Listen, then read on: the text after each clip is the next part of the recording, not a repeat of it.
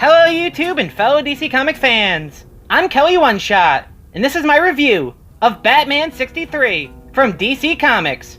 Okay, so we start this issue off in what appears to be the end of Batman number 50, the wedding issue, where we see Bruce Wayne has got stood up in their wedding by Selina Kyle, and he's about to jump off the roof just like he did at the end of Batman number 50, but instead this time Selina actually does show up. She's in her wedding dress. She says wait, she says that she tried to, she wanted to be good, but she's gonna be here and she's gonna do this wedding. She says that she needs Bruce, and the two of them kiss and seemingly get together, and we see them happy kissing on their honeymoon on a beach. And then we see them as Batman and Catwoman kissing in the rain. Meanwhile, we're also getting narration over the top of all of this, and it's seemingly John Constantine, and he's talking vaguely about the situation. He's talking vaguely about his life and his birth and his mother dying when he was born and his relationship with his father. But if you notice, he keeps referencing that it's a dream. He keeps saying, it was in a dream, I remember my first cigarette. And if you kind of read and look at the dialogue, you see the word dream pop up several times within Constantine's dialogue, which kind of shows us, which we already know right away, that this is a dream. This isn't really happening, because Selina did leave at the end of Batman number 50, and this is number 63. So yeah, so Bruce is probably being tortured by the group of villains led by Bane, with Gotham Girl and the Thomas Wayne Batman looking guy, and several other Batman villains in general. So as that's happening, we then see John Constantine pop up while Batman and Catwoman are kissing in the rain, and Constantine says, "You're just another dream." And then Batman and Catwoman have some fun little dialogue about Batman wanting Catwoman to keep staying out with him and adventuring, and she says that she's not like his boys in the tights who are going to go out and adventure with him every night and all night. And they had this cute little play as a couple, which a lot of people did enjoy while they were together. After Catwoman does leave, John Constantine says, at the end of this, she's going to die. Bruce then says, I'll protect her. And then Constantine tells him, it's got nothing to do with you, except for the fact that it's got everything to do with you. Then Batman tells him, you worry too much, John, and he leaves. It seems that Constantine is within this dream that Batman is inside of, and he's trying to help Batman and get him to know, like, hey man, this isn't real. This is an illusion. It's what you want, sure, but it's not real. So you need to knock it out. We then see Bruce Wayne and Selina Kyle in a shower scene where the two are drawn very well. I do really like the way that Selina has been drawn a lot lately. I think that they do a really great job, and it's kind of fun to see Bruce Wayne in general too. He's happy, he's smiling. The two are again exploring their marriage, and they're happy together. Bruce is smiling all the time. Then during the shower, out of nowhere, Constantine shows up again, smoking his cigarette while Bruce is half naked and Selina's naked in the shower. Then Constantine tells Bruce, it's not, friend, and I'm not saying it is, just trying to help you. He's trying to tell him and get him out of here, is still what's going on here. We then see Bruce and Selina kiss in the shower, they're happy. We then jump to a stadium, I believe it's a baseball stadium, where Two-Face is, and he gets easily knocked out by Batman. Then we figure it out that there was clues left in the bodies of dead children, and there were two possible answers and two possible locations. So that means Two-Face had some kind of scheme, and Batman went to one location and Catwoman went to another location. Then John Constantine pops up, and again he's trying to tell him, like, hey, you sent Catwoman to another location alone? You know she's gonna die, right? At the end of all of this. And Bruce then assures Constantine that she's fine, she can handle herself. We then go back and explore more of Bruce and Selina's relationship here as they try to set a new password to the clock that leads to the Batcave, and she talks about the pole that slides down into the Batcave. Then again, Constantine pops up and he says, you know, he's telling him pretty much the same thing over and over again about this, and that he eventually says that he's done arguing. What's the point? Be married, have fun. While she's here, enjoy all the beautiful, if temporary, comforts of love. Have a bloody ball, mate. Which this eventually, and then Constantine does say, live the dream. Again, showing him and trying to tell Bruce, this is a dream, mate.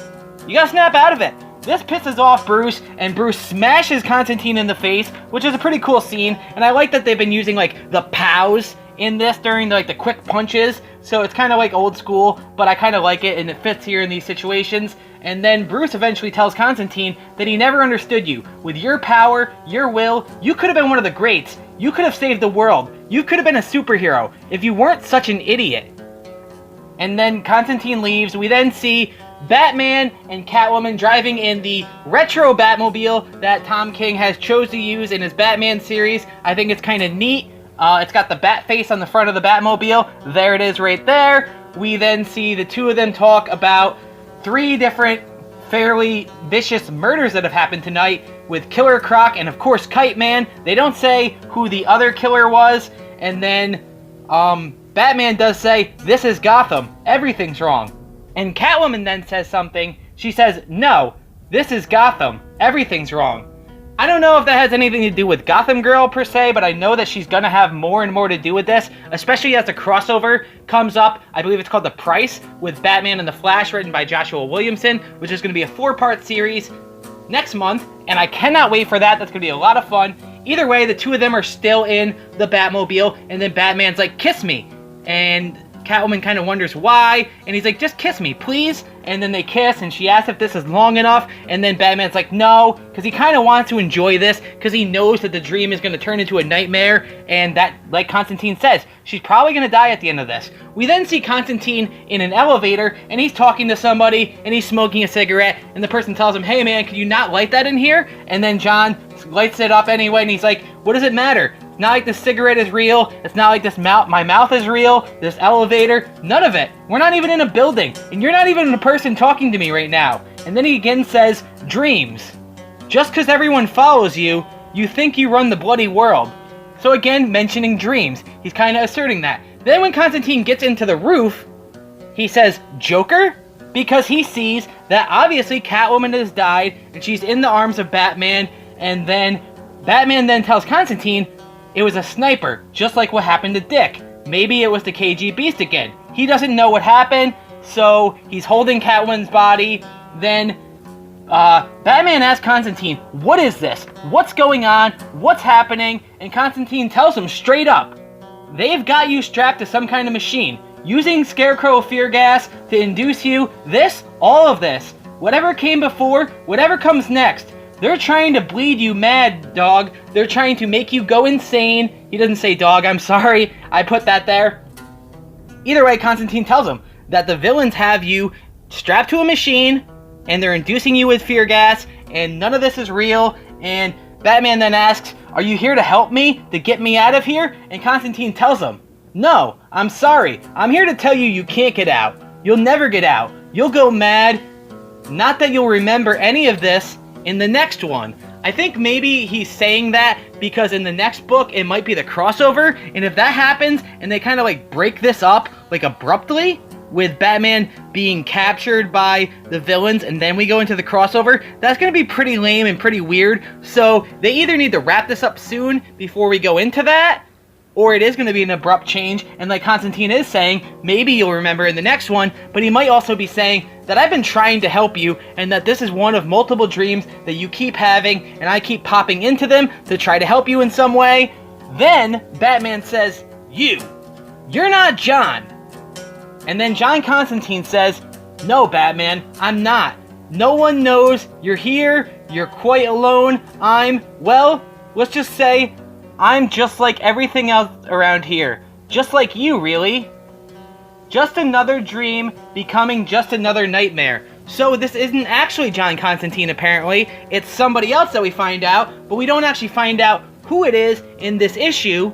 And I'm very curious. Is it the Dream of the Endless? Is it John Jones? Is it another psychic in DC Comics? Like, we do have plenty of psychics in DC Comics, like Simon. And yeah, who is it? What's going on here? Who knows? I can't wait to find out. I feel like it has been a little, like, metaphorical, and maybe I'm trying to play into things and try to find things that aren't here, like deeper rooted things that maybe aren't here. But I do hope they're here, because it does seem like Tom King has been slowly, throughout his run in DC Rebirth, building up to something and telling like an overall story, and that things from different plots and different books earlier on keep tying into the stuff that's happening now, and it keeps expanding upon it. Like even in this issue, we've already jumped back 13 issues, and we jumped to the end of Batman number 50.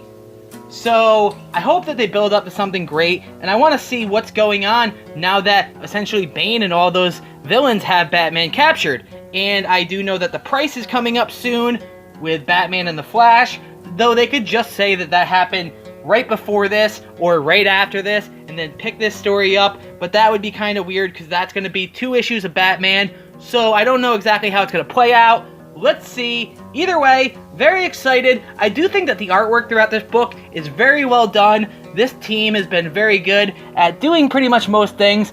Mikhail Shannon is really great. I love his art, especially when he works on Batman. I like the way that he draws Selina Kyle. I like even the way that he draws Bruce Wayne. I think he's really good with people. And I do like what's going on. Either way, I gotta say, I'm Kelly One Shot. This is my review of Batman number 63 by DC Comics. I'm probably gonna give this book, I want to say like a 6 or a 7 out of 10, to be honest with you. I mean, it didn't really do too much, and it kind of just showed us like a what if they did get married thing, maybe to appease fans, even though we got a what if in Batman Annual number 2, Date Night Last Right, which I did a dramatic reading of on my channel. You can check that out. Just type in Batman Date Night Last Rites, maybe add in my profile name, you might get it. Either way, it's in my dramatic reading section. Check it out if you're interested. I'm Kelly One Shot. Take care, have a great day, and goodbye!